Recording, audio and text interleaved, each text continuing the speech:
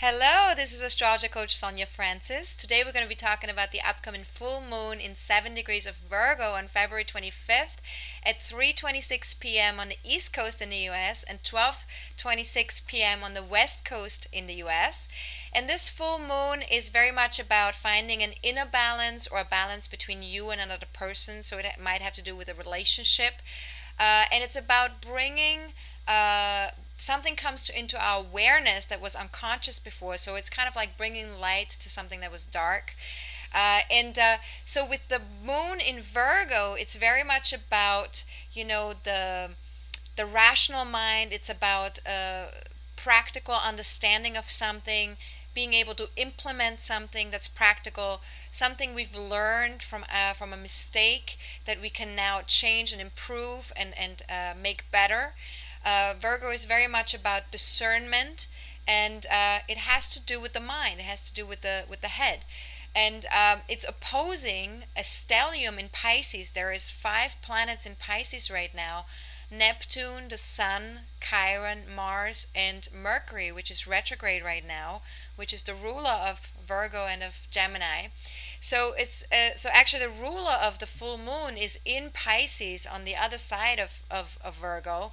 So that also tells us that that balance is very important. Finding a way to connect to both sides of the equation is very important, and the Pisces energy is very much about tapping into our intuition more fully, into our feelings, into allowing things to unfold. It's a little bit of a slower process because it's an emotional process, not a mental process. So the balance is between the head and the heart. It's between reality and imaginary world or spirit world. It's between rational and intuitive.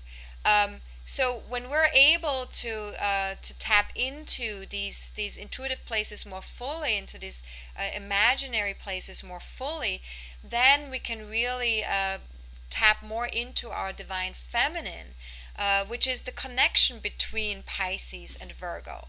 So we're really able to, harvest our wisdom. We're able to be competent in our day-to-day chores that we're doing, in making sure that we're good at what we're doing, and improving things and being in that process of improvement. So it's not a goal. It's not somewhere where we arrive. It's not about things being perfect, but it's about being in the process of improving things and seeing what's working, what's not working, and how can we make it better. And so using the Pisces energy for that is very essential, because we need to come from a loving place.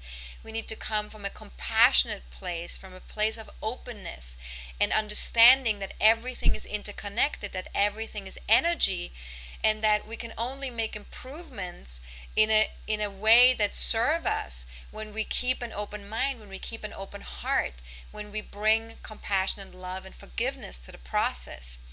Now, it's also about releasing our conditioning, the things that we have adapted over a lifetime, or over since we've been on this earth, through our parents, through our education, through our religions, through our culture, through our race, the country we were brought up in. There's so many outside influences that we need to see what is serving us from these conditionings, from these things that we've learned. What is holding us back? What is helping us evolve, and what is holding us back from being more conscious and more in the process of our own understanding ourselves a little bit better, and really trusting our intuition more fully, and trusting our soul connection more fully. The thing that we're connected to, our higher selves, the soul part of ourselves that has decided for us what we want to experience in this lifetime and how we want to experience life. That part always comes from a loving place. That part is always trying to support us and communicate to us from a loving place. And so intuition is always a loving voice that's within us. So it's always a place of love. It's not a place of fear.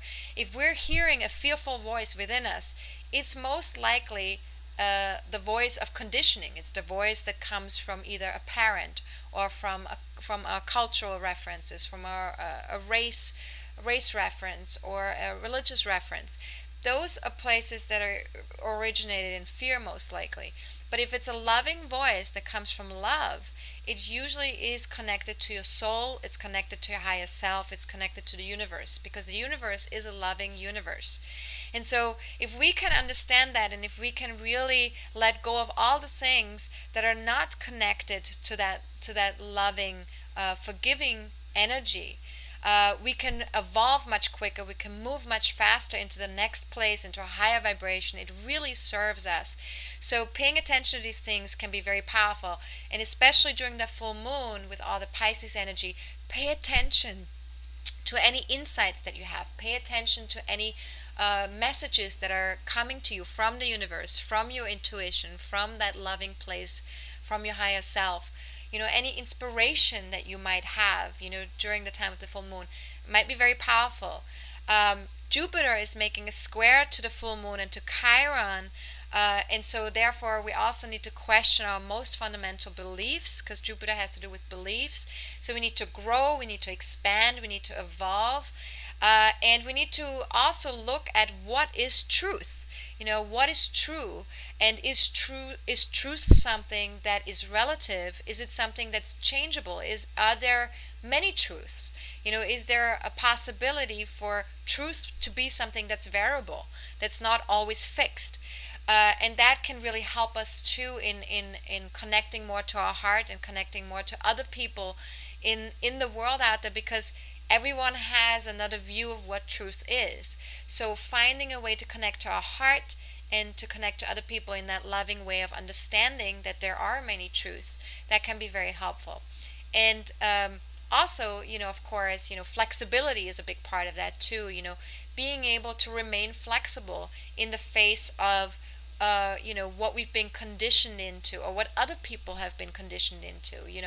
Remain flexible in terms of our experiences, our feelings, what we're experiencing internally, what we're experiencing externally.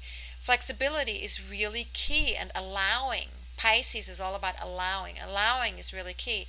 And once we're able to allow and to be flexible, then we can really make good choices. And that's when the energy of Virgo comes in, which is about discernment, seeing what works and what doesn't, making a choice, making a rational choice, but first we have to, be connected to ourselves. We have to be connected to a loving place, because without that love, our decisions are going to become judgment based, and they're going to become resentment based, and we're not going to come from love, we're going to come from fear, and that does not serve us. It doesn't serve us to come from fear, because we cannot create a world that we want to create and that we want to live in from a fearful place. We can only create that from a loving place. So the other thing with this full moon is that it's making a square to the lunar eclipse degree that happened in November of last year, in 7 degrees of Gemini and Sagittarius. So again, it's about change how you think and what you believe. And that process did start at the time of the lunar eclipse last year in November. And so now with the full moon making a square to that point, again, there's sort of a push into us needing to get more committed to that, making the changes, moving forward, creating some expansion around that, and really tapping into more fully into what needs to change. What are our beliefs that are no longer serving us? What is no longer in alignment with who we are? And so we can also ask ourselves the question, because Chiron is part of that equation as well with this full moon, and Chiron is the wounded healer, and the wounded healer is all about how can we heal our wounds from the past. And so the question here is, who do I need to forgive? What do I need to forgive? Do I need to forgive myself? Do I need to forgive other people? And could I be grateful for the experience that has caused that woundedness to happen in my life? Everything that I learned from that, how I got connected to myself and to other people because of that wound, how I was able to touch more into my own sense of compassion and understanding and love for myself or other people because of that wound. So these are really great questions to ask yourself at the time of the full moon as well, in terms of your healing process, because healing always comes from a sense of understanding something, having compassion with something, creating an opening. That's how healing can happen. If we're not allowing for healing to take place through compassion and love, we just get stuck in that wounded place, and we get stuck in anger. We get stuck in being the victim of our circumstances that were created at a particular point in our lives. And so we don't want to get stuck in that, because that doesn't serve us, and it doesn't help us to evolve, and it doesn't help us to move forward and create a loving future for ourselves and other people. So really bringing that love and that openness to our healing process, very important. Bringing that to our past, very important.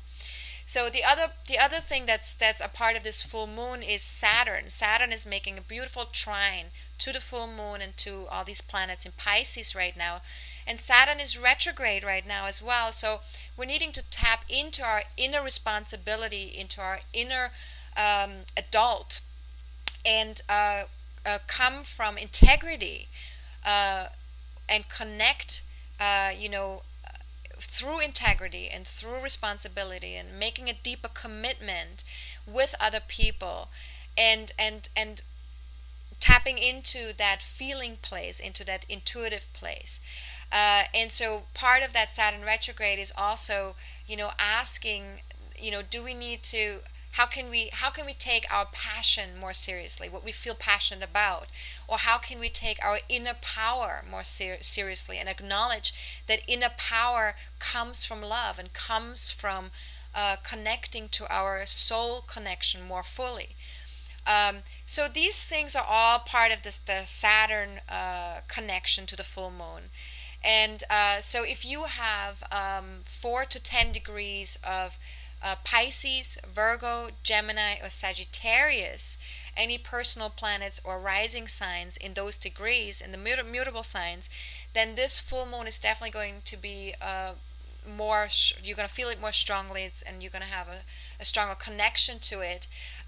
Again, I just want to say personal planets are the Sun, the Moon, Mercury, Venus, and Mars.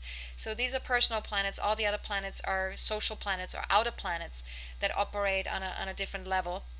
So if you have personal planets or rising signs in those degrees in the mutable signs, then this full moon is something for you to pay attention to for sure. But for all of us, we're going to feel the effects of all these energies on some level.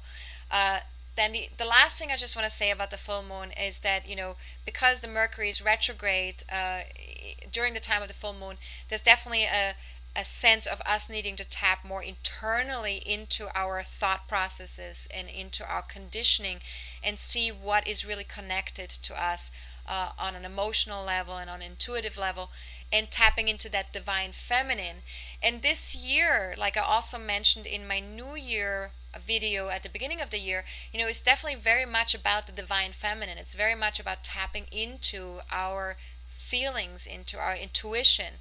And Mercury retrograde is taking place this year 3 times in the water signs. Right now it's in Pisces, and the summit will be in Cancer. The 3rd Mercury retrograde will be in Scorpio. So again, that's a message that we need to be more connected to our feelings. We need to get in touch with our feelings and allow feelings to be a part of our human experience, instead of suppressing, ignoring, and rejecting our feelings. Now, if you want to know a little bit more what degrees these retrograde phases are in, and the signs and the times and the dates, please feel free to go to my Facebook fan page. I listed in one of my postings just recently, what the dates are and the degrees and the signs and all that, and how long they last. So feel free to check that out if you're curious. And just in general, if you want to be in touch with my weekly blogs and my daily videos, the bite-size TV videos that I'm doing on a daily basis, feel free to go to my Facebook fan page at astrologercoach.sonjafrancis, or you can go to my website, or you can also check out all of that through my Twitter account, which is Sonja Francis. And I also want to mention there is a 20% discount that's still available to you until the end of this month, which is really only just a week from now. So if you want to take advantage of that, feel free to reach out and get a whole life reading or a couples reading. They're both at a 20% discount right now. And you can also reach out and get just a quick 25-minute reading from me. Those are available as well, always. And if you have any general questions about the full moon or astrology in general, always feel free to reach out via email to Sonja@AstrologerCoach.com. That's SONJA@AstrologerCoach.com. I'm always happy to answer your questions as best as I can. However, if you do want to do a reading, if you want something more personal about what you're going through, or your own evolution or your own soul purpose or anything like that, please feel free to reach out for a reading, and I'm always happy to be there to support you. So have a fantastic full moon, and really enjoy the energies, the heart opening, enjoy the allowing, and enjoy the ability to really see how you can improve things in your life by bringing more love into your life. And I will be back very soon with another video. Enjoy, have a good one, and this is Astrologer Coach Sonja Francis. Goodbye.